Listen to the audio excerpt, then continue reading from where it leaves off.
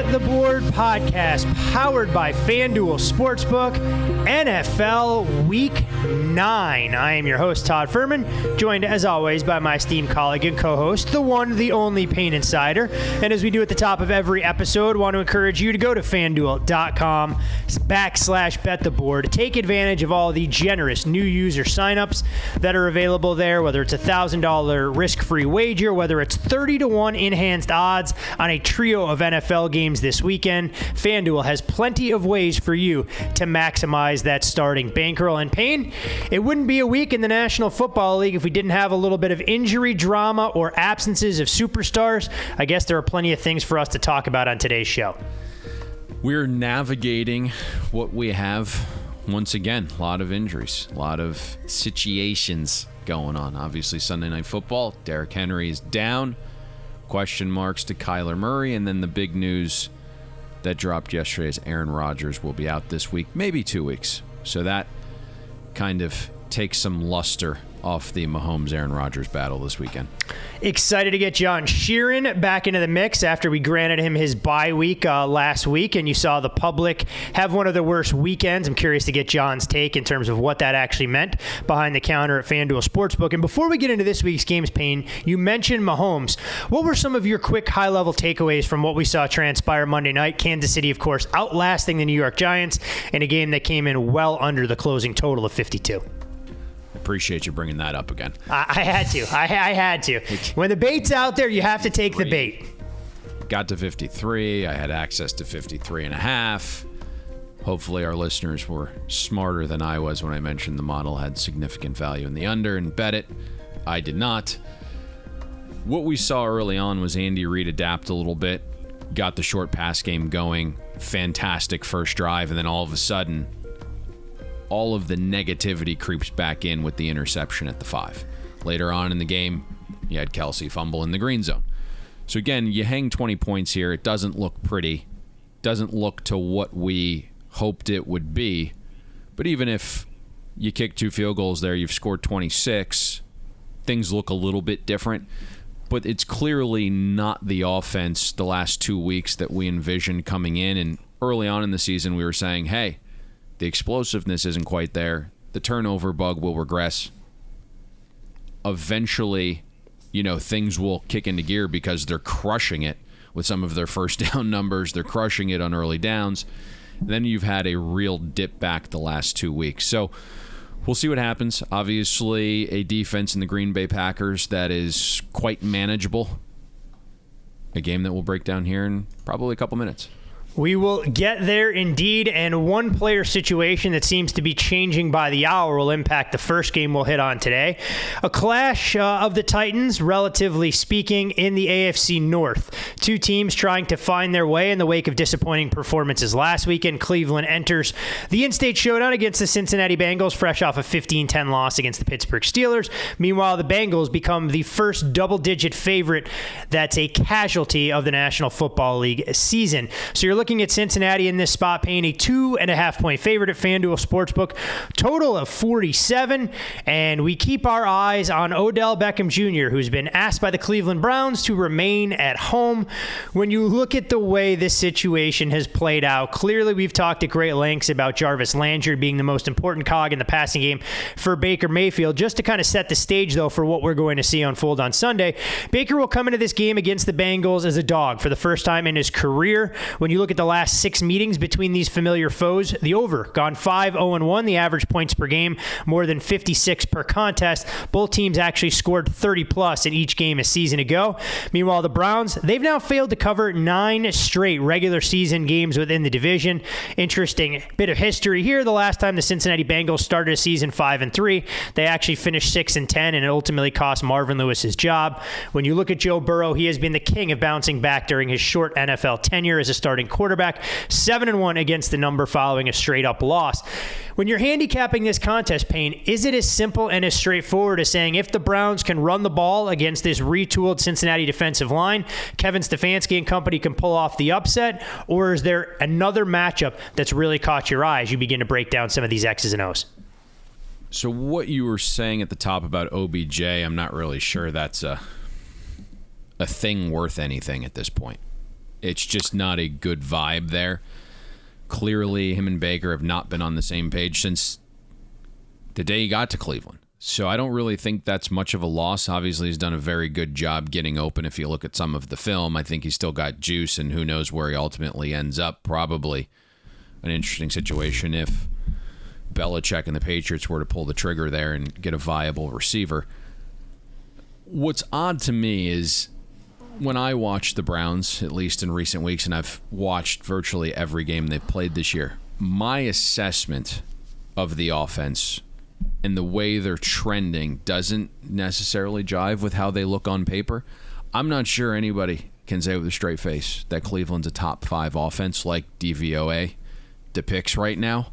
It's not what I see.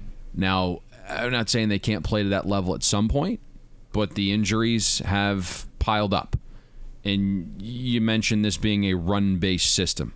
And off that run system, they're going to use a ton of play action. They're going to use a bunch of misdirection. They're going to throw screens off that ground game. And when your offensive line and your running backs are banged up, it's tough to execute that style and be a force. We've seen both tackles and both running backs miss time. Kareem Hunt, Jack Conklin, both out this week.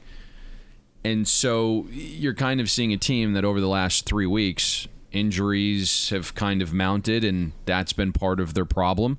Cleveland's actually just league average in EPA per rush over that stretch, and if you're just league average on the thing you're supposed to be doing best, it doesn't go well, and we've kind of seen that obviously on the scoreboard.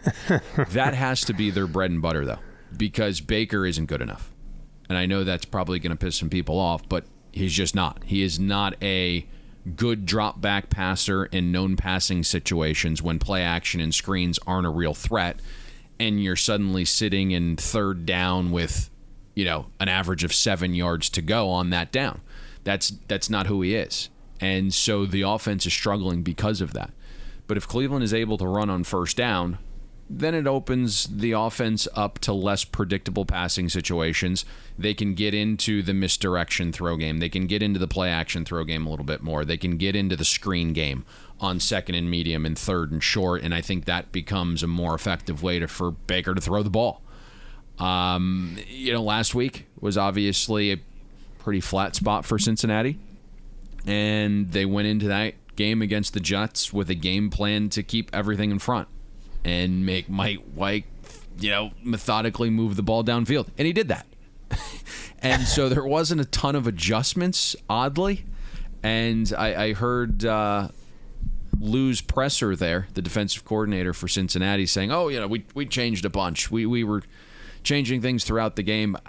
I didn't see it, right? Mike White basically just threw a bunch of short passes, and the Jets did a good job breaking some tackles. 34 of 45 attempts within 9 yards of the line of scrimmage. 10 passes behind the line of scrimmage.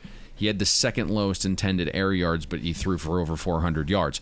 And he was a perfect 7 for 7 in the screen game with a passer rating of 104. Threw 79% of his pass attempts with play action, had a 91% adjusted accuracy. 3 touchdowns, 121 passer rating. So I am sure since he's going to try and get that cleaned up, and it's impossible to replicate that kind of success. But where I'm going with this is if Cleveland can run the ball well enough, it then opens up a world of possibilities and allows Baker to be comfortable throwing with play action and down in distances that are run or pass. And then obviously you can work in the screen game, which we saw work very well against the Bengals defense last week. But the key is being able to pick up enough on first down where you can throw screens again. The line is really interesting here. I thought I was going to love the Browns this week. There was a group take the +3.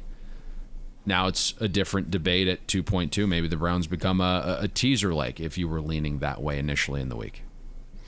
Yeah, I mean, I kind of came away with the same sentiments. When you dig into this game, you start to look at all the mounting injuries for Cleveland, and we talk about it at great lengths. Teams can overcome one injury, you can overcome two, but when you're talking about more and more pronounced, when you have to fundamentally change what you do best, it obviously puts you a little bit behind the 8 ball, and this Cleveland offense has left an awful lot to be desired for the last handful of weeks. Now, when you look at the other side of the ball, the Bengals offense did what you thought they could against the Jets. They scored 30-plus points. It just wasn't good enough to get them the win. They were erratic at best for the first quarter and a half before they were able to get their footing. And when you look at how Cincinnati has performed this season, I mean, they've been ultra efficient in the red zone, 14 touchdowns on 20 drives, fifth best rate in the league. We've seen Joe Burrow with 24 completions of 25-plus yards, best in the league as well. With the addition of Jamar Chase, they have a true bona fide number one out there. But the bigger concern that seems to be mounting for the Cincinnati Bengals is along the offensive line. It was an area of concern coming into the year. It doesn't appear to be getting any better. And against this Cleveland defensive front, we can say what we want about the secondary. You have to think that Jadeveon Clowney and Myles Garrett can come off the edge and be extremely disruptive in their ability to put the Bengals behind the down and distance. That is the big question. Can the Bengals protect Joe Burrow? And I wouldn't anticipate Cincinnati being overly efficient running it. Bottom third in the NFL in run efficiency. Browns top 3 in defensive rush efficiency. So effectively, this game does come down to Burrow chucking it. I would assume a lot of short passes, get it out quick, negate the rush. At his presser on Tuesday, I don't necessarily love my quarterback admitting this, but he came out and was like, when you face a pass rush like they have, you're always thinking about it. You're always thinking about guys like Myles Garrett. And I'm understanding that you need to game plan for them, but I don't necessarily want it in the back of my quarterback's mind that I may get crushed on this play before the snap. Like I'm not sure I want him thinking that. Right now, Burrow is 13th among qualifying quarterbacks under pressure. He's gotten substantially better as I think the confidence has grown. We've seen Cincinnati go a little bit with a more pass-heavy approach now that Burrow is a little bit healthier. You have to handicap pressure here. I think that is far and away the largest factor on this side of the ball.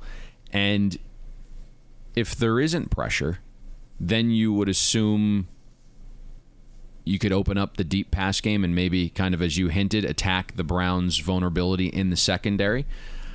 I'm not sure that's going to be the case. Just everything we're looking at here and where the Bengals struggle up front is with guys that aren't necessarily like the fastest, but guys that are strong. And Myles Garrett is both. And we saw last week the Jets, some of their more physical defenders, they were able to get in and get pressure on Burrow. If you're looking at Cincy right now, they're 23rd in pass block win rate.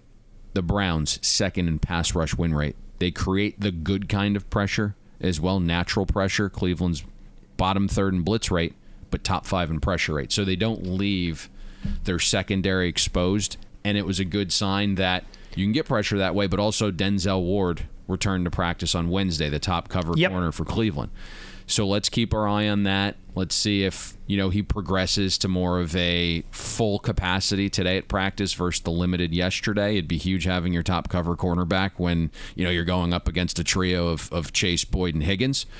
Newsome is starting to round into form a little bit more. I think the secondary does have some room to grow. They're integrating just a ton of new parts, right? You throw a rookie in there in Newsome, and then you have a holdover in Denzel Ward, and then you add 2 guys in free agency with Johnson and Troy Hill. And so, you're kind of figuring out the chemistry there. Greedy Williams has been fantastic when he's filled in for the injured corners, right? We've seen Newsome miss some games. Obviously, Denzel's missed some games, and Greedy Williams has been fantastic. So you do, on paper, have 3 really talented corners. You spent a bunch, again, on Hill and Johnson. So eventually, I think the secondary will start to marry each other with all these new parts, and you'll see some improvement from the back half. It's so interesting because coming into the year, you looked at the Cleveland Browns. We knew what their Pythag suggested, that this was a team poised to regress. Obviously, they'd bolstered a lot of positions of weakness coming out of last offseason into this year, and you figured, okay, this team is going to build on some of the success they experienced in Kevin Stefanski's first season. Obviously, injury luck has precluded that from happening, and there doesn't appear to be an easy out anywhere in this division. This a massive game, not only for the Cleveland Browns to get a game above 500, but also for the Cincinnati Bengals to show that they can bounce back in the face of adversity. Should be a great watch on Sunday afternoon.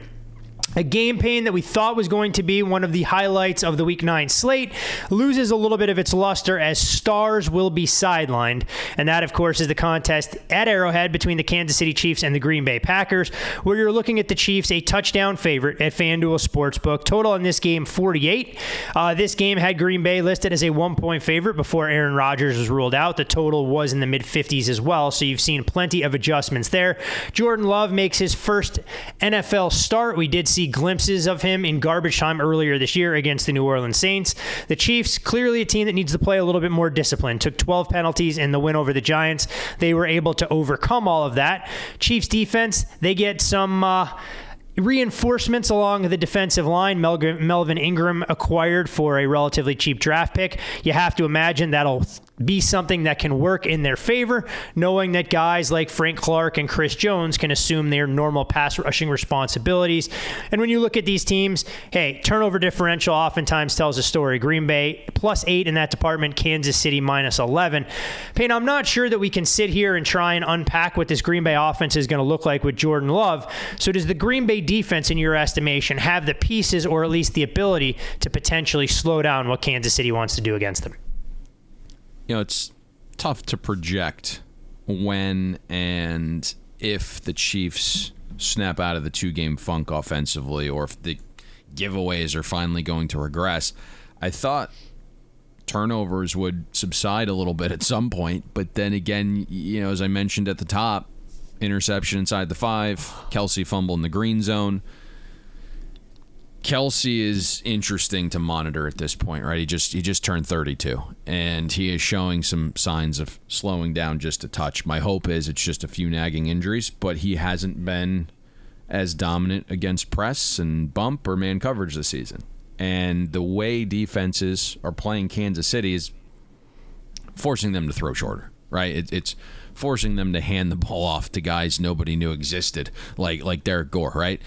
It's taking the ball out of Mahomes' hands. And when he does throw, it's forcing Mahomes to be a little bit more precise. It's putting his mechanics to the test. And it's also, you know, a combination of those things happening simultaneously while the Chiefs are trying to adapt on the fly and kind of change their offense. So it just hasn't looked great, especially the last few weeks. Green Bay's defense is probably someone that you're not going to fear. I think they're somewhere in the bottom third of the NFL, especially with Jair Alexander out. But it feels like the Packers have a better, idea and understanding of the new scheme. So my gut says if we're talking about the Green Bay defense 4, 5, 6 weeks from now, and they're potentially healthier, they could be an average defense. But right now, I don't really see it.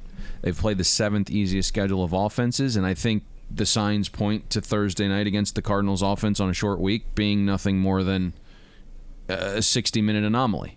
And I understand that Kenny Clark and Rashawn Gary and Preston Smith are all starting to play to the contract, but there's also some guys that are playing so far above normalcy that you have to call for regression, right? I mean, these guys are playing out of their mind. Devondre Campbell, Rasul Douglas, like 2 of the 5 highest graded defenders Green Bay has through 8 weeks. Devondre Campbell has been the best defender Green Bay has. Rasul Douglas was on 3 different practice squads last season, right? Campbell's been in the league 7 years. This is his 2nd season as a player that's graded out above average. Maybe they're just hitting their stride, Payne. Maybe they're just now finding their proper placement in, a defensive scheme where it's better suited to their skill sets. Maybe that's what's happening here. Devondre Campbell's a great story, and you've heard, Aaron Rodgers and LaFleur and pressers. I mean, how often do they were like in the middle of a presser being asked offensive questions, and they may be like, "Well, our middle linebacker that we picked up off the scrap heap has been like the best and most valuable player on the team." Aaron Rodgers saying that, like, you start to kind of, your ears perk up and you're like, oh, we got to look into this. But I mean, Devondre Campbell's been really nothing more than a situational defender, plays a lot of snaps on special teams previously. Again, just 2 positive seasons in terms of grading out. So I'm sure he's going to continue playing well, but I doubt it's going to be to this level. My feeling is, despite the drastic rest and prep advantage Green Bay has, Kansas City is going to be able to find some relative success here. You know, we saw another spread you out 3-wide offense in Washington have real success against the Packers 2 weeks ago. Now, there was a slew of, turnovers, and Washington was dealing with a ton of injuries as well in that game, but 55% success rate, 7 explosives, 6.2 yards per play in that game. You're going to see a lot of that same spread principles from Andy Reid's offense. I would suspect Kansas City, who is number 2 in run block win rate, number 2 in PFF's run block grade, and top 10 in offensive line yards, is able to run the ball into Green Bay's light boxes. And right now they're 30th in rush efficiency defense. So I don't think this is going to be some fireworks show that we've grown accustomed to in Kansas City based upon how defenses are playing them. But this still can be a very efficient day, I think, for Kansas City's new look offense. In my mind, let's obviously see what comes of it. You know, you mentioned Jordan Love and what he could mean to this to the Packers and kind of how we're going to navigate that situation. I don't know if you want to get into that, but we can if you want. Yeah, I'm curious just to get your take. I don't think that we need a deep dive or anything along those lines, but I know the Packers have a very passionate fan base, and I'm sure on some level they're not ready for Aaron Rodgers, obviously, to hand the baton off, but this at least gives them a glimpse, a game that they theoretically can afford to lose and not negatively impact where they stand in the NFC pecking order, to get Jordan Love in hostile territory as a prohibitive underdog against, a truly elite offense in the form of the Kansas City Chiefs.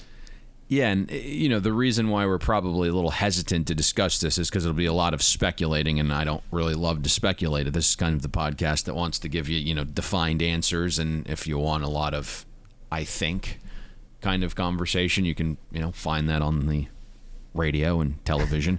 But,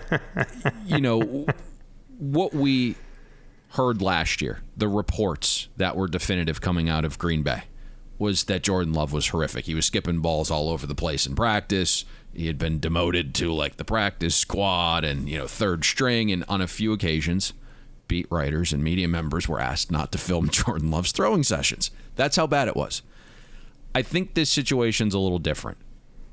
And, he's kind of up against it because, Green Bay's had 10 days off, but he only finds out Wednesday afternoon he's starting. So it's not this situation where, he's been getting first-team reps for the last 10 days. I think the positive here is if you're building a case for Jordan Love, he got a ton of off-season work during camp with, Aaron Rodgers showing up late. He was able to start 2 preseason games against the Texans and Bills. He went 24 for 35 in those games, and he gets a Chiefs defense that's playing on short rest and is 31st in defensive efficiency. This probably isn't going to look as bad as maybe the perception is, and it's clear some professional bettors saw some value once it got to 8.5 that say, hey, we're going to number grab the Packers here. We don't think this is a 9-point adjustment through the 7, 6, 4, and 3. And so there was an appetite at that price. It doesn't, kind of as you alluded to, make sense to talk about a ton of metrics here, but I do think it's interesting because I would assume a heavy dose of the ground game for Green Bay. And, I've kind of been saying I think the Chiefs defense is going to improve. Now, it's not going to be the best defense in the league. It's not going to be elite. They just kind of need to get back to that below average range. Since week 5, Chiefs are 6th in EPA per rush allowed. We've seen Willie Gay return to the front 7, Nick Bolton getting a little bit more acclimated to things as a rookie. Chris Jones kicking inside more the last 2 weeks. We'll see if Melvin Ingram gets incorporated in this week. Andy Reid in his presser said, hey, he's a veteran. He knows the system. We tried acquiring him in the offseason. We finally got our hands on him now. That's going to allow Chris Jones to kick inside a little bit more to his natural position. Ingram is pretty good against the run. He can get to the quarterback. If he is playing this week, I think it'll be a little bit more of a limited role. We'll ultimately see what comes of that probably today and tomorrow.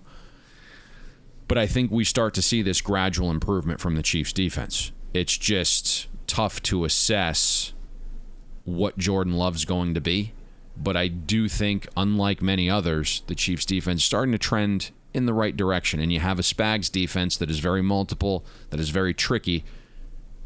Against a young quarterback, that could present some issues here. I truly believe that. There is no doubt that this game will be fascinating for a number of different reasons than we anticipated leading into the matchup. Fortunately for Jordan Love, it does look like Green Bay could be operating with a full complement of offensive weapons, as Allen Lazard, Devontae Adams, and even Marquez Valdez-Scantling all trending in the right direction as far as availability. We'll keep our eye on David Bakhtiari as well to try and give them reinforcements along that offensive line. But no doubt a difficult task for a young quarterback going on the road, being forced to outduel Patrick Mahomes, even if the Chiefs are coming in on 6 days rest. When you look at the landscape in the NFC West, Payne, there is no doubt the Arizona Cardinals have taken the league a bit by storm, getting knocked from the ranks of the unbeaten last Thursday night, though, by Green Bay, sitting at 7-1 with a commanding lead over teams like the San Francisco 49ers in the mix. This game, plenty of question marks as well. Arizona, a modest 1-point favorite, trending towards pick'em at a lot of locations. Total in this game sits in the mid-40s at FanDuel Sportsbook. The biggest storyline here will be the availability of Kyler Murray. The 49ers just 1-5 the last 6 home games against the Cardinals. Cards, of course, beat Trey Lance and company 17-10 earlier this season. And when you look at some of the emerging trends here, the 49ers have had no home field advantage to speak of late, having lost 7 straight in theoretical home games. The Cards, they've been road warriors. But when you're trying to figure out a revenge-type scenario for San Francisco, they were able to get a big win last week, much needed, against the Chicago Bears. I'm guessing this is all about the availability of Kyler Murray, or are you ready to start singing the praises of what you're going to get from Colt McCoy should he step in and take the reins for Arizona's offense? Yeah, I mean, let's start with the big topic, which is Kyler Murray and his potential availability. We saw Sunday Jay Glazer report that Kyler could be out 1 to 3 weeks. And with 10 days off, my immediate question was, is the 1 to 3 week timeline human time or football time? And I was told football time, meaning out for week 9. Fast forward to yesterday, Wednesday afternoon around 4:30 Eastern, you had a guy named Leo Luna of Niners Nation. He said, based on the pressers from both Arizona and San Francisco, it feels like Kyler Murray will be playing Sunday. For me, this feels like a game time decision. You would hope there is a long-term mindset in this decision and that it wouldn't be Kyler's choice to make, and that the organization will have some kind of feel for the long-term prospects of where this team can head. But I think the situation is a little bit different than Dak and Dallas because the Rams are 7-1 and in your division. I don't want to speculate, but kind of like the last game, I don't think it makes sense to deep dive a game with Kyler and suddenly Colt trots out there. As it stands for us, just kind of looking at our adjustment and price, Kyler probably wouldn't be 100%. And as such, we would treat this as a 4.5 point downgrade to Colt McCoy. Whoever the quarterback is, though, signs point to Rodney Hudson, their center, being back. That would be huge. We've talked a little bit about backyard football and that element to the Cardinals offense. It's why they can go out and hang 37 and take their foot off the gas against the Rams and then have 7 points the first 40 minutes against Green Bay without its best defensive player and defensive coordinator. There's, it's kind of this weird offense. It really is. Now, Colt McCoy is going to know this offense inside and out. He's going to be well studied. He's going to be well prepared. He's a professional. He'll get the ball out on time. He's going to read the right look and get it to the right guy. But we're going to find out, I think, if the Cardinals' backyard offense is truly because of play design and play calling. And if that's the case, suddenly you don't have the ability of Kyler to run around and wing balls 60 yards off platform. Right? The downgrade probably larger than 4.5 points if that is the true situation. But if backyard offense is because of Kyler, then the downgrade of 4.5 probably isn't as large as we think. San Francisco has done a nice job defending Kyler over the years compared to other teams if he's out there. Just 5 yards per play again in week 5 matchup that, it probably should have went San Francisco's way. The 49ers secondary wasn't nearly as healthy then as it will be this week, and if Kyler's less than 100%, I think that probably bodes well for San Francisco.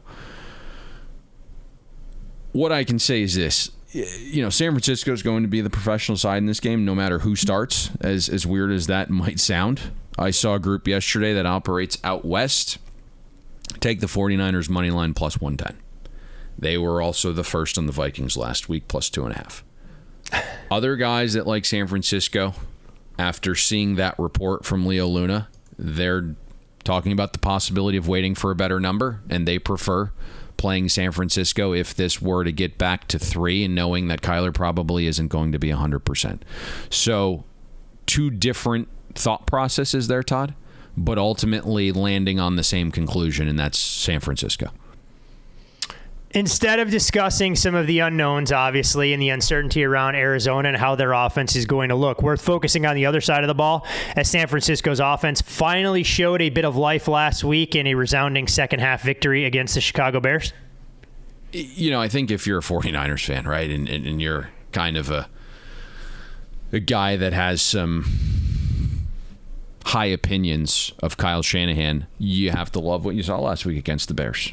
Jimmy G played one of his better games post-Super Bowl that I think we've seen. He was aggressive, 9.3 intended air yards per attempt, 5th highest of Week 8. San Francisco averaged 8.8 yards per play, not a single punt. And I mentioned this, I believe, on Monday's show, but San Francisco, number 1 in both rushing and passing EPA last week. Trent Williams returned. Brandon Ayuk appears to be out of the doghouse. Ran the most passing snaps of any receiver on the 49ers last week. Did you read the comments on that and some of the situations why he'd earned his way into the doghouse in the first place?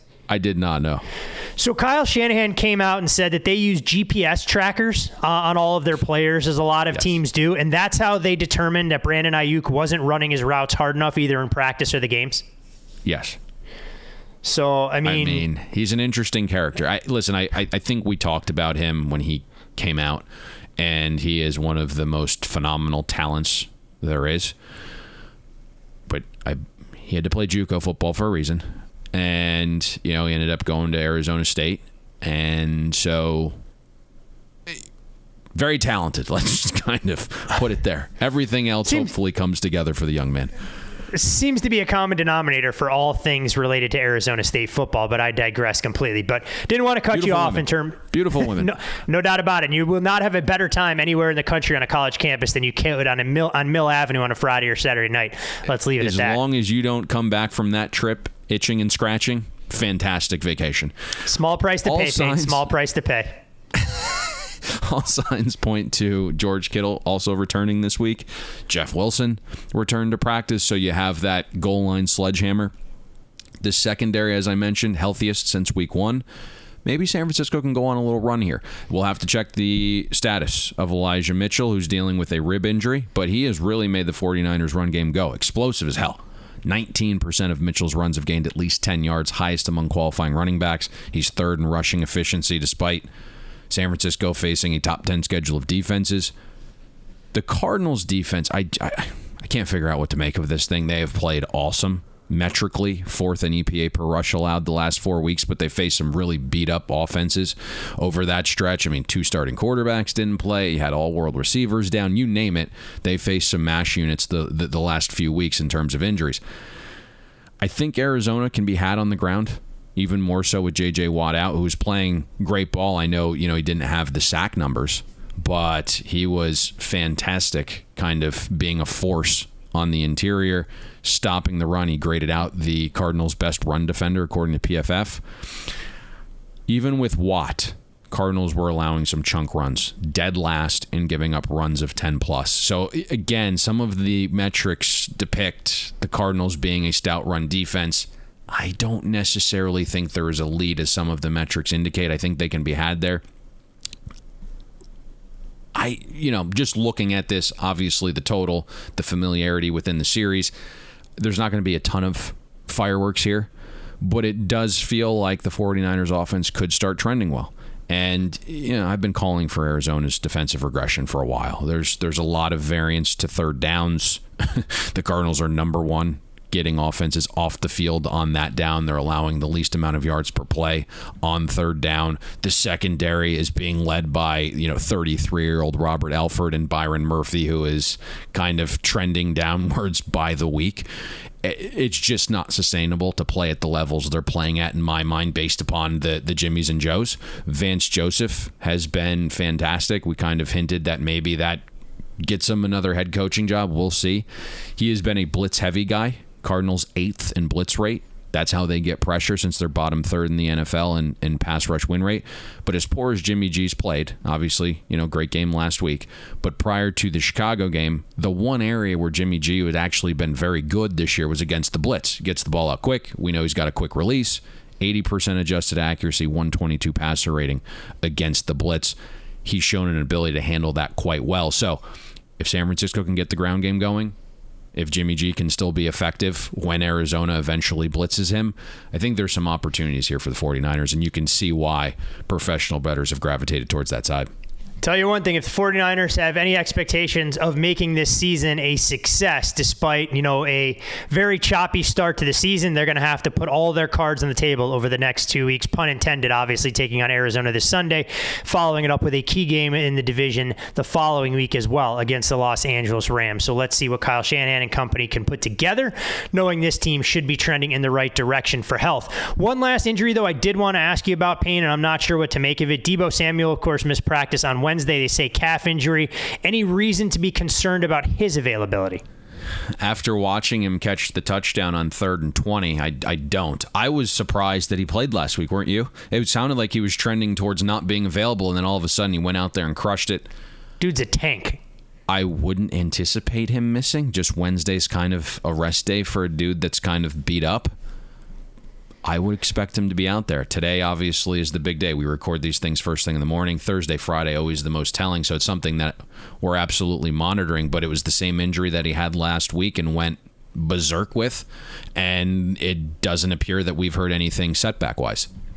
No, that's what I was going to say. I mean, just know that it popped up on the injury report, and when you look at what he's meant to this offense, I mean, some of the numbers are absolutely staggering as far as what he's accomplished. There's a chance to break Jerry Rice's franchise record for yards through the first 8 games with 51-yard performance this weekend.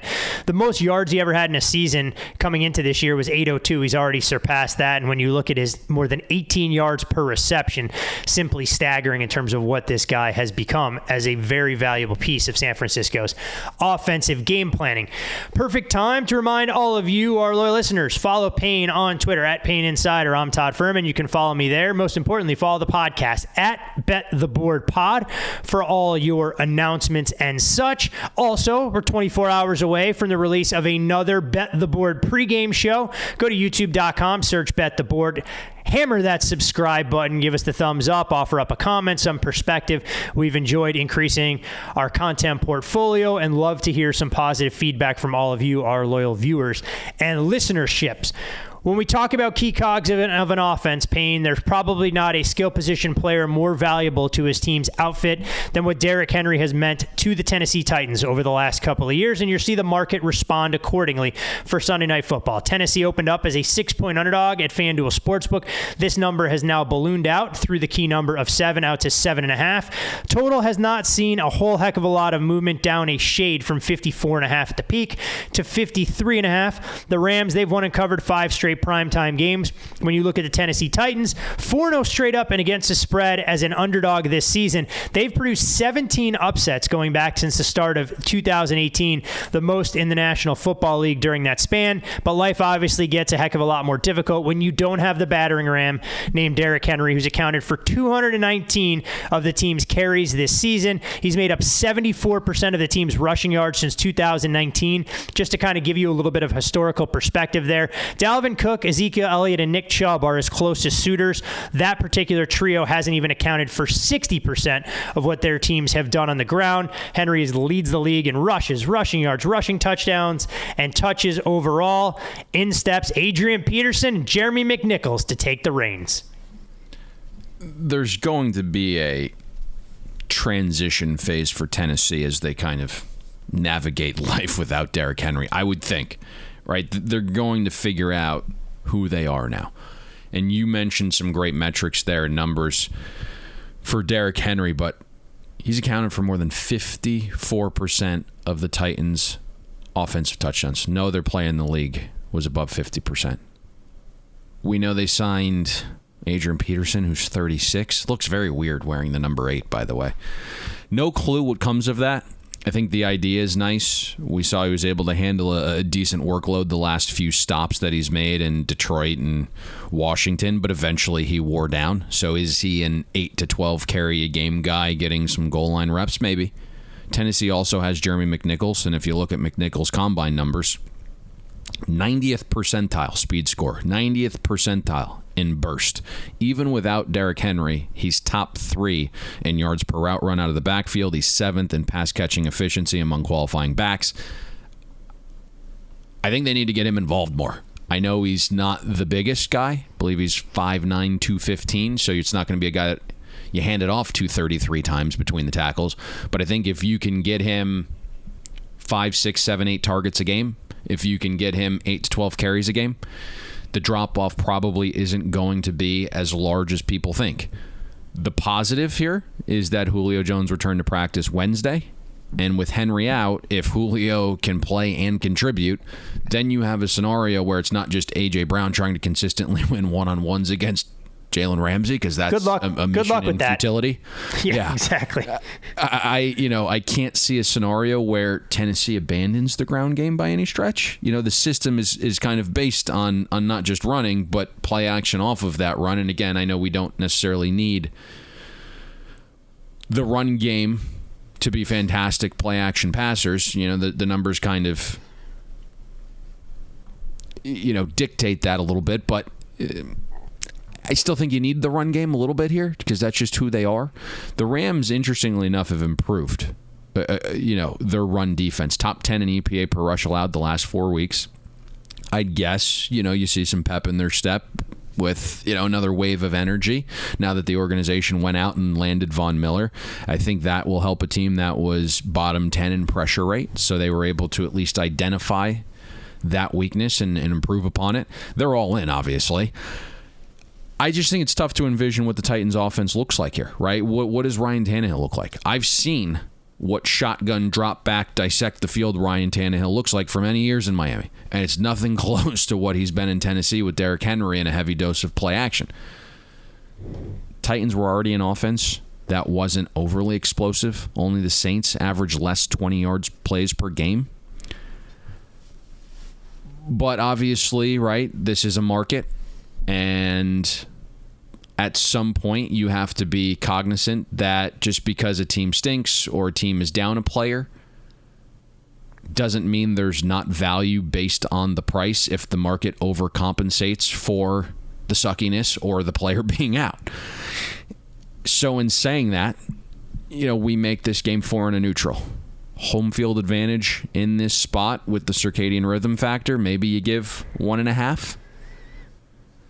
Is Derrick Henry really worth 2.5 points and even more than that in value since it's through the 7? My gut says no, but Henry's got a 58% touch rate when he's on the field. So it's tough to quantify that when thinking about the Titans' offensive replacements. It's just a difficult game to navigate because I do think, maybe if we're talking about this, Todd, in 2 weeks' time or 3 weeks' time and the Titans have a little bit more of a new identity, then we can kind of not only better assess, but they've understood what works best in the transition period.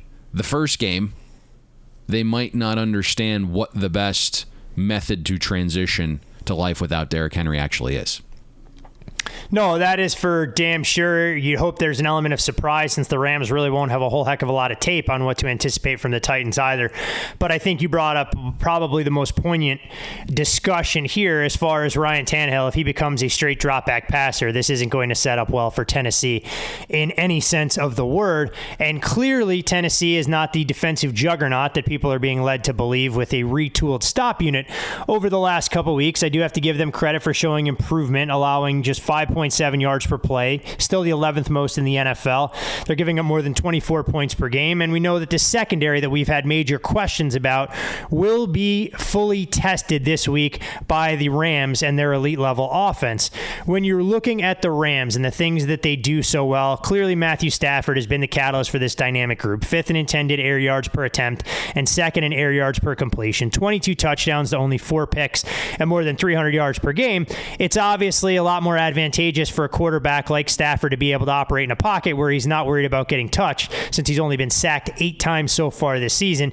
Do the Tennessee Titans defensively have any chance to slow down the Rams, or are they merely a speed bump for a team that's now scored points on 21 of its last 36 drives since the second half against the Seahawks, not including end of half or game situations? Listen, we are not the largest Vrabel guys on this podcast, but I think you have to give him and Shane Bowen some credit for surviving the last 2 weeks with a decimated secondary and showing extremely well, against the Chiefs and the Colts. 6th in EPA per dropback allowed the last 2 weeks. I think that was really impressive. I didn't see that coming, and I think anyone would be lying if they said they did. Now, the Titans do let you kind of paper cut them through the air, 24th in passing success rate the last 3 games. You mentioned the Rams offense just absolutely humming, most efficient offense while playing a difficult schedule. I believe the 6th toughest, although the difficulties decreased the last few weeks. But I know Stafford was brought in to open things up, and you mentioned how good the deep shot game has been working. But I do think there's another element to this offense where you have these precision route runners like Kupp and Woods. So navigating the short routes and executing basically what the Titans are going to give them, I don't think that's an approach or anything that's going to be a problem for the Rams offense here. Tennessee lives on the bend but don't break defensive approach. Top 10 in not allowing touchdowns when teams enter the red zone. Problem is, the Rams lead the NFL in points per drive. And it's because they've been not just explosive, but they've been damn good when they get in the red zone. Cooper Kupp has thrived in that short space because he is an elite route runner. There also appears to be an advantage for Darrell Henderson in this matchup. He should have a good day, right? Rams offensive line, they have been great creating space, top 10 in both line yards and run block win rate. Titans defense, 25th in defensive rush efficiency. So again, it's that bend but don't break, but they don't really focus on stopping the run. So Henderson should have a good day, not just based on matchup, but you also figure in the game script based upon the spread. That would indicate that I think Henderson is going to have a solid day here. So just because the Titans take away a team's explosiveness, and the Rams have fared very well, and that's obviously why they brought Stafford in for that deep passing game that Jared Goff couldn't provide. But they do have the ability to kind of be a chameleon and, hit some of those short screen games, hit the short passes, right? Run your end around game that McVay loves to do, and then you'll have some success in the ground game as well. So I see a situation where the Rams really aren't going to be slowed down here. I think they are able to take advantage of the weakness of the Titans in the secondary, unlike the Colts and Chiefs could. Are the Rams officially the team to beat in the NFC with the addition of Von Miller, or do you still think it's a lot more muddled at the top than the national media is leading everyone to believe? I think it's a 2-horse race. Right? It's we're on a crash course here for Rams and Bucks part 2. That's just my feeling on it based upon the talent. So, yeah, that's kind of where I'm at, and it's another interesting matchup, and I would presume that unless the Bucks get healthier in the secondary, that we might have a repeat of what transpired the first time. That was not the answer I was looking for. The correct answer would have been San Francisco 49ers against the Minnesota Vikings in the NFC Championship. So you kind of failed that pop quiz, but I have to give you a little bit of a leash every now and again to go outside the box. I mentioned, I think the 49ers offense, if they can stay healthy, and that's the big if, right? Like Deebo Samuel, been in and out of the lineup the last few years. Jimmy G, in and out of the lineup. Running backs kind of in and out of the lineup. Kittle, as great as he is, and this is kind of why people believed he was a better tight end than Kelsey, because he's a little bit more versatile. He probably plays too physical a brand of football, as crazy as that's going to sound, to constantly be healthy. And so it becomes an injury thing for the 49ers. If those guys can stay healthy, the sky's the limit with Kyle Shanahan. But they haven't really been able to do that. In terms of Minnesota, I think last week was probably the thing that ends them. There's not a positive vibe in that building. Let's just put it this way. Adam Thielen is a consummate professional. He is as buttoned up as a player as you would like, especially one that plays at that level. And for him to kind of call coaching out this week kind of tells you all you need to know. Yeah, we knew where that team could be heading with some of the offseason nonsense that they were dealing with. And when it manifests itself on the field, some of the red flags are definitely out. One more game to go, Payne, but before we do that, let's usher in our special guest. He joins us every Thursday here on the Bet the Board podcast. You, of course, can follow John Sheeran on Twitter at JSheeran, JSheeran1981. Of course, this week it is on location. And John, you happened to miss last week's show, and suddenly the public got absolutely massacred by the books. They needed their Robin Hood to be the light at the end of Nottingham Forest for them. Yeah, it was a tough weekend, Todd, for the bettors, but they've had the better of us for almost the entire month of October. So Robin Hood might have to go back into his quiver, I'm afraid. Suffice to say that the Cincinnati Bengals losing outright as a double-digit favorite had to be one of the better results you guys could have envisioned, not just of Week 8, but maybe of the entire season thus far. Yeah, we have pictures and may even erect a statue of Michael White outside the office this week, I think. You'll need him tonight, too. We will, for sure. It's amazing. I think Jets fans are ready to do the exact same, and they're ready to trade Zach Wilson for a 7th-round pick. They were hoping they probably could have moved him at the deadline, given what they got from Mike White in his NFL starting debut. Yeah, for sure. I mean, Sean Payton needs a quarterback now. I'm not sure Zach Wilson is what he's looking for, but yeah, he's short memories, these Jets fans, Todd. It is always crazy with sports fans and sports bettors alike. They remember what they saw last. And, of course, for the Jets, it was Mike White going out there and lighting up the Bengals, a game that we'll preview in depth a little bit later on in the show. John, when you look at this week's schedule, before I let Payne fire away about specific games, we've, of course, seen injuries and absences to major superstars, whether it's Aaron Rodgers entering COVID protocol for the Green Bay Packers, Derrick Henry expected to miss 6 to 10 weeks. I mean, how challenging does it become from you guys from an odds-making standpoint to adjust some of those prices on a one-game basis and then, of course, make comprehensive changes for a lot of these teams going forward? Yeah, I look at it, it kind of is just part of the job, isn't it? In the NFL, it's a tough sport. You know, we know that maybe teams and players took it a little easy in the preseason with the extra game this year, and, you know, longevity is important, but, you know, it's a tough sport, and injuries come all the time, and this is nothing new. Obviously, COVID is something that we're, you know, well used to, but at this stage, effectively treated just like an injury. And yeah, we saw it with Aaron Rodgers this week, and as you mentioned, Derrick Henry, unfortunately, with his foot. So it's pretty standard practice for us, and the most important thing on our end is just keeping across the news as it breaks, making sure that people aren't, you know, pinching us with stale lines. And the general public have the same issue. I always say that to you, Todd. It's you know, we don't have any secret sauce on our end that gives us information that everybody else doesn't have. So it's a race. It's a race to the number immediately once it starts to break. But yeah, I won't complain about it. We're well used to it now and should have it pretty well nailed down as a process. Did you catch that, Payne? John didn't want you sneaking one by the goalie, trying to max bet the Kansas City Chiefs before that Aaron Rodgers news broke earlier this week. I will ask you this, John, and I'm not sure if you have the information in front of you, but did you manage to catch a Chiefs pick'em bet come into your office this week, right before the news broke? Yeah, like plenty of people will beat us to the punch as it breaks, for sure. You know, I mean, the way that it is, you know, the guys have alerts for the main reporters, and I'm sure plenty of bettors out there have the same, and even are able to kind of get ahead of it in a more automated fashion as well, those that are doing it for a living. So yeah, of course there'll be people who'll beat us to the punch, but it's matters of seconds, Payne, really. So damage is nothing I'm going to cry too much about here. Yeah, I did see a group come in and take some pick'em right before that news broke. Now, let me ask you, because I know you do a great job and you guys do a lot of your own numbers in-house. What is that adjustment for you for the downgrade from Aaron Rodgers to Jordan Love? Yeah, Jordan Love, obviously, we don't have a big sample size on him, so there's a lot of, I guess, subjective in there as well, but it is a full touchdown for us on our numbers. I think we were -1.5 when the news was confirmed, and we eventually went as far as 8.5.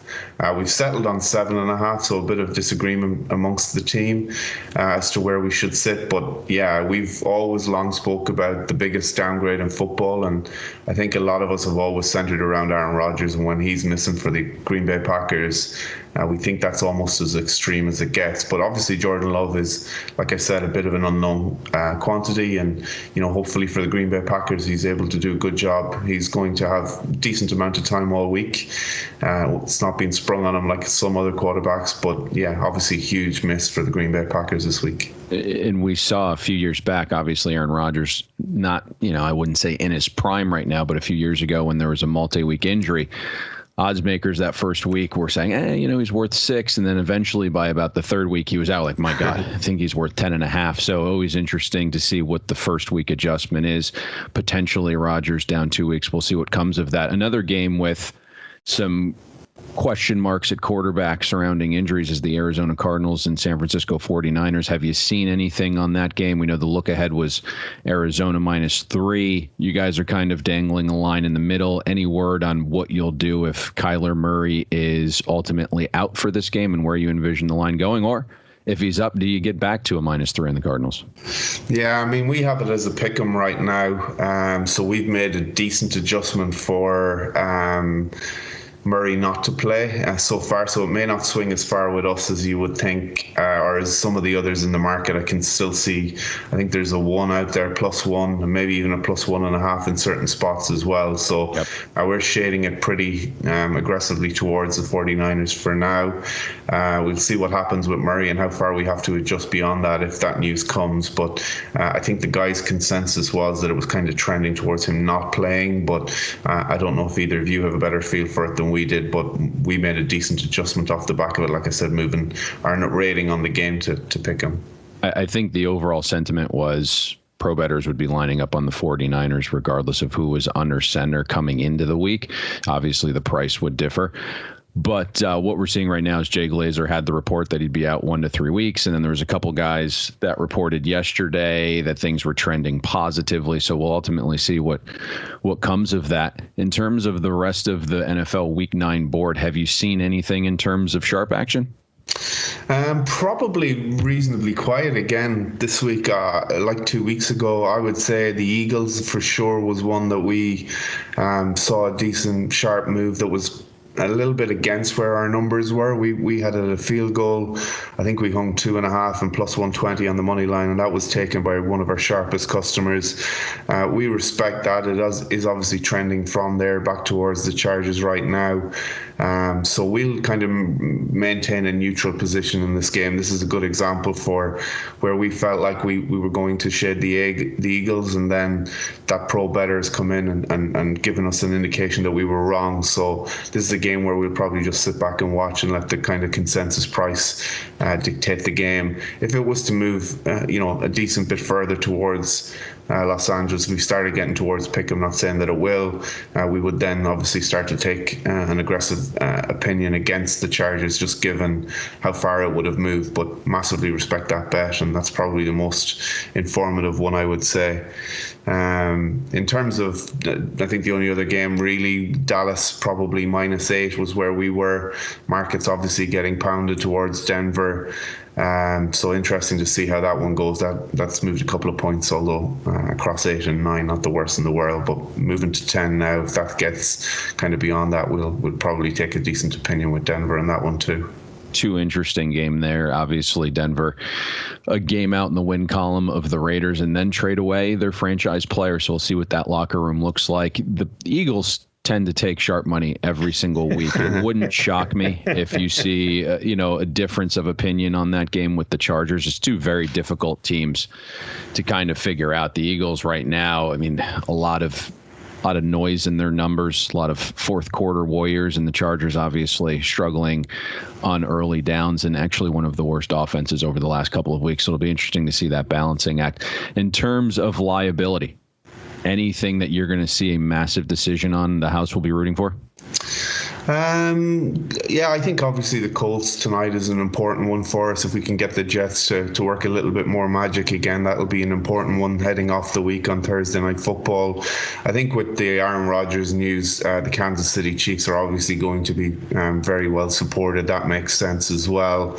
And then I think Sunday Night Football will be important. I think the narrative that Derrick Henry is maybe worth a whole lot more to Tennessee than maybe he really is will be enough to make sure that everybody's further in love with the Los Angeles Rams. So I think compounding the day, if the day was to go the public's way, I think that'll probably be the most important one for us of the entire week. If it gets to that, the public are in a strong position, all the parlays are rolling up into the Rams, then for sure that'll probably be the key decision to whether we win or lose this weekend, I would think.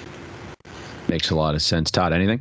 Yeah, the one question, John, is a perfect segue talking about the Kansas City Chiefs. When you look at the FanDuel Sportsbook right now, Kansas City listed as the 8th favorite to win the Super Bowl. Their numbers have drifted all the way out to 12-1. How cognizant are you guys of some of the liability that can potentially accrue there if Kansas City comes out, even this week, against an undermanned Green Bay team, shows flashes of that offense? Is it, hey, look, we're at 12-1, we're going to dangle it out there, and we could potentially shorten them pretty quickly if they start to regain some of that Andy Reid, Patrick Mahomes swagger? Yeah, I think the latter. What I would say is that we've been a little bit defensive with our price on them, Todd. Their offense is still super, super efficient. I thought last week was a bit disappointing. Probably could have lost that game again, and then we might have a very different conversation. But overall, I think the Kansas City Chiefs are in pretty big trouble. They're making it look really difficult right now. I think teams are managing to defend against them pretty well. We saw the 2 deep safeties from the Giants almost exclusively last week. I'm pretty sure that's what everybody's going to look to do. I know people have tried that in the past and it hasn't been successful.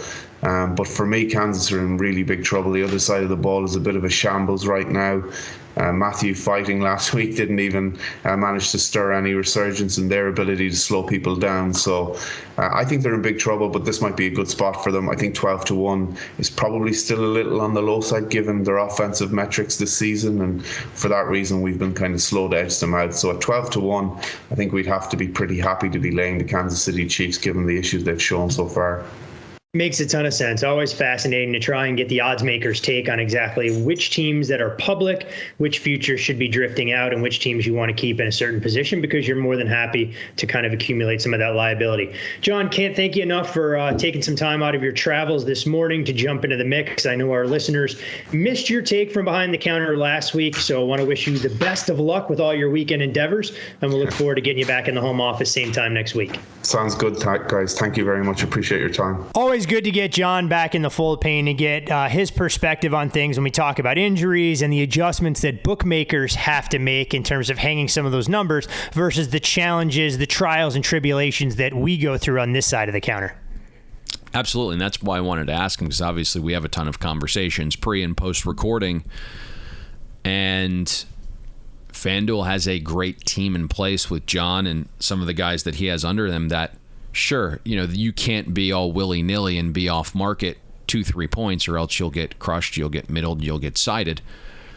But they definitely make a lot of their own numbers in-house, and John has a very strong opinion on some of these games. So it's always good to get his opinion on what he thinks some of these players are worth.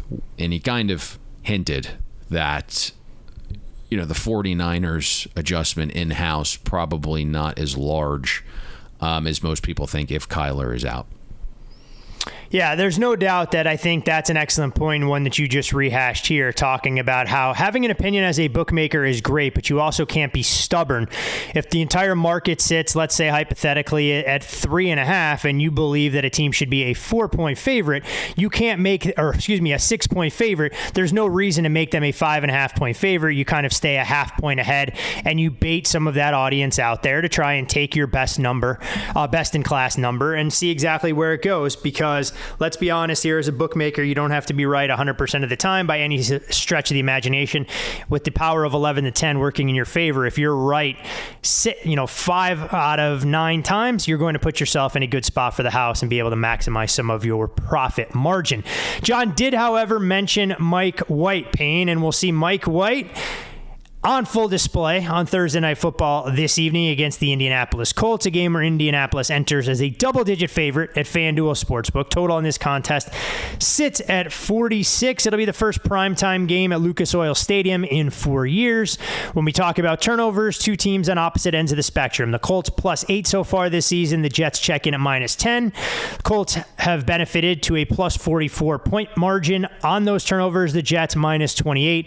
And when you look at the Jets, it has not been pleasant traveling away from MetLife Stadium, being outscored 126-47 on the road so far this season, and they've accumulated a robust 2-10 against the spread record the last 12 games away from home. When you look at this particular matchup, I'm not sure if you want to focus on where Carson Wentz can go nuts against this Jets defense, or if Mike White and Michael Carter can replicate the success we saw against the Bengals against a Colts defense that really has become the embodiment of bend but don't break.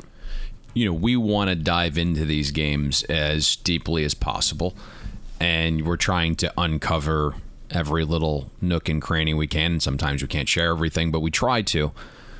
But this is a matchup that just feels extremely straightforward. And give credit, you mentioned how well Mike White performed last week. John did as well. Mike LaFleur did a brilliant job devising a game plan for him. And LaFleur said he went back, watched every throw Mike White made at Western Kentucky, and came up with a game plan based on what he saw Mike doing best. And that was a lot of short passes. He thought he was an accurate quarterback. He was good off play action. And so suddenly that's everything that Mike LaFleur put in his game plan last week. And play action is always going to help a quarterback out, especially a young one. And Mike White is mobile enough and has an ability to throw on the run. Now, eventually, defenses are going to adjust. They're going to start sitting on throws 4 yards downfield. Defenses aren't going to worry about the deep pass since Mike White didn't attempt a single throw greater than 19 yards last week, and they'll happily play defense in a phone booth. The question here and why this game becomes extremely straightforward is on a short week, is Matt Eberflus going to make an adjustment to a defense that lives in zone? And this isn't an aggressive zone that blitzes. It's a zone that doesn't change much of its coverages. It's very vanilla. We'll give you the short pass, and if you can methodically move it and not implode, that's the defense we're going to play. And I'm not sure that's going to change a ton in a short week. We'll see. If there aren't adjustments, the Colts will be, I think, doing Mike White and the Jets offense a favor here and just letting them dink and dunk the ball down the field. Jets running backs last week targeted 20 times. Intended average air yards 4.1. So there has to be some adjustment from the Colts defense. If not, the Jets are likely going to stay within this number. It's going to leave the back door open for sure. Again, there's no real deep threat here. Corey Davis is going to miss what appears to be another week. He was kind of touch and go. They're going to look at him on Tuesday.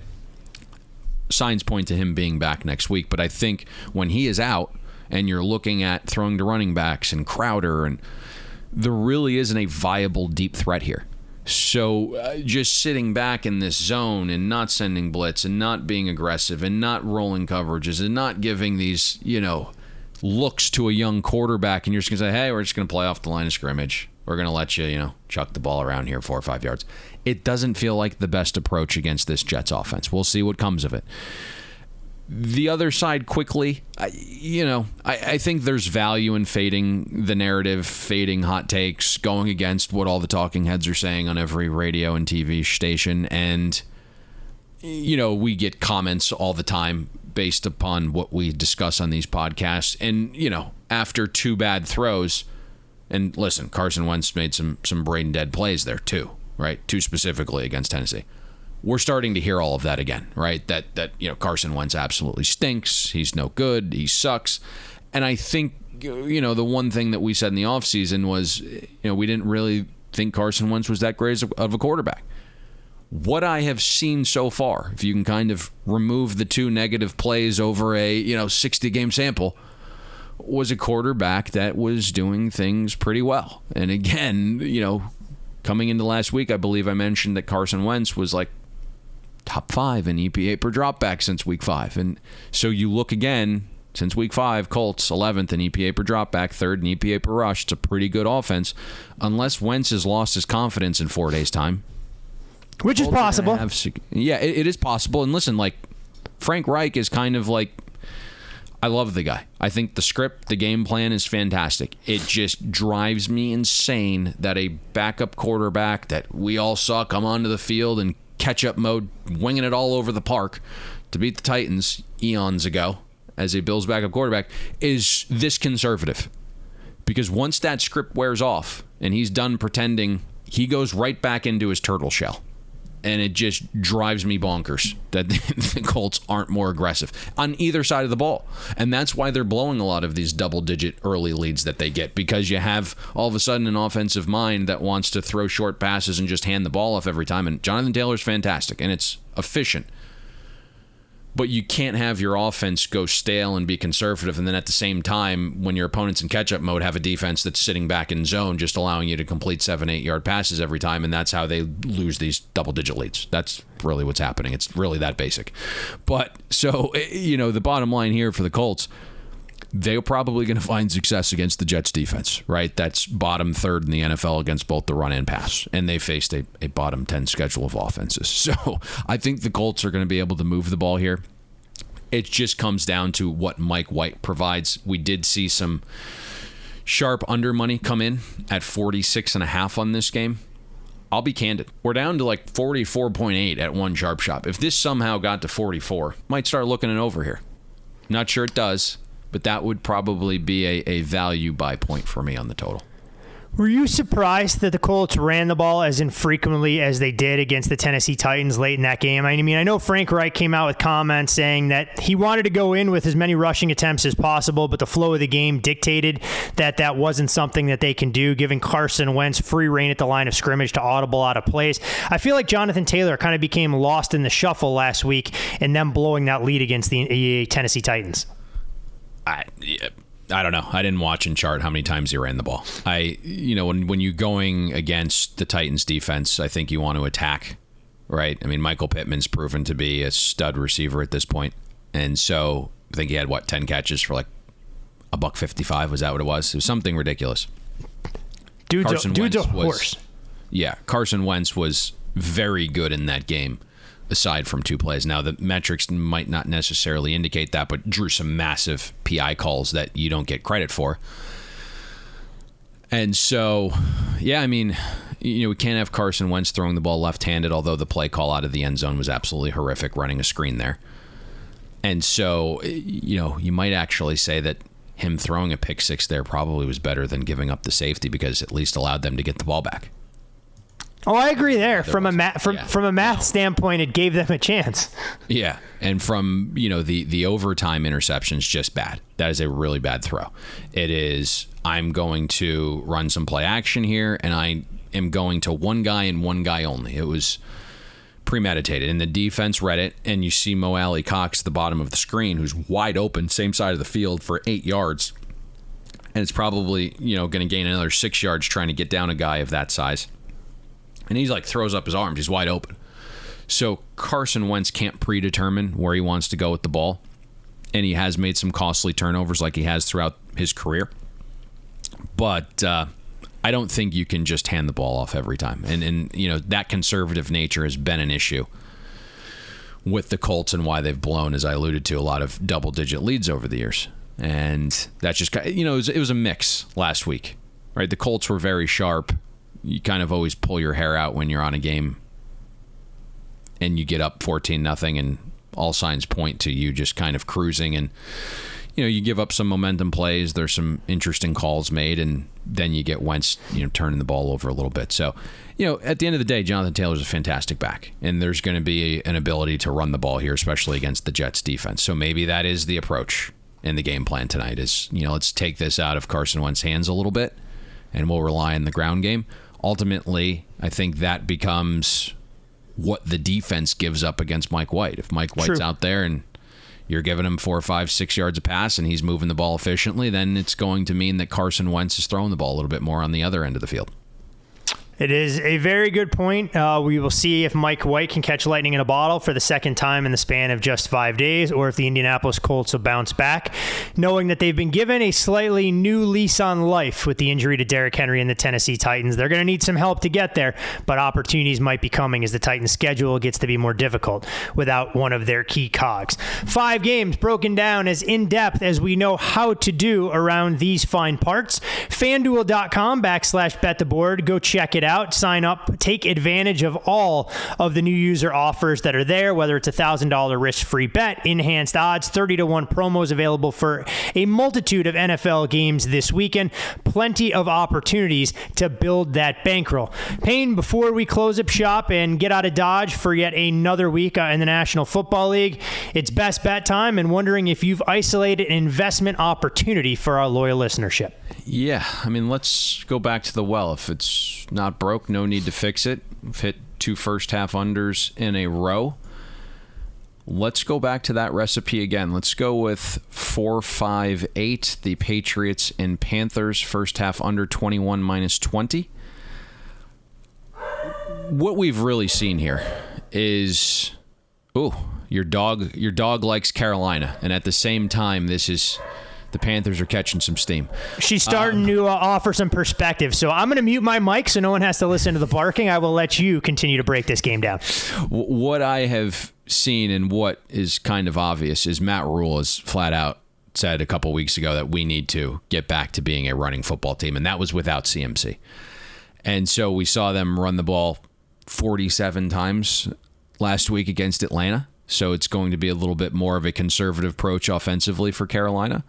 And the Patriots' run defense is solid, not great. So you are able to pick up a couple yards. And in games like this, you don't necessarily want a bunch of 3-and-outs. You want a team to be able to pick up 3, 4, 5 yards a pop and then eventually get stopped on third down, which is what the Patriots are fantastic doing, is getting teams off the field on third down.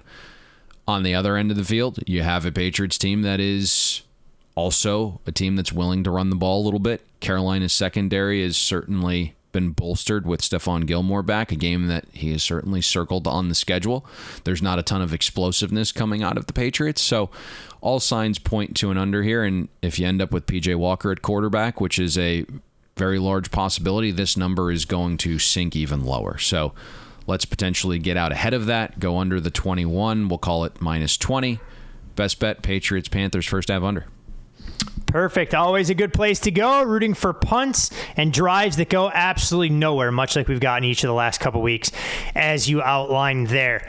As always, thanks to John Sheeran for joining us on our Thursday edition of the Bet the Board podcast. You can follow John on Twitter at JSheeran, JSheeran1981. You can follow Payne at Payne Insider. I'm Todd Furman. You can follow me there as well, and the podcast at Bet the Board Pod. Any other nuggets, tidbits, life advice you'd like to share before we take a nice 72-hour break from one another and reconvene on Monday to highlight everything we saw transpire during NFL Week 9? That is it. And unfortunately, I can't get rid of you quite that fast. We have the pregame show on YouTube, which airs every Friday at noon Eastern. We're going to be running another contest this week. It will be skill-based, so you will want to tune into the show. See if you can pick up $200 cash by winning the contest for the pregame show. I meant just the podcast. You get a break. The pregame show is easy. I mean, we're in and out in like 30 minutes. You don't have to listen to me drone on for a solid hour. Yeah.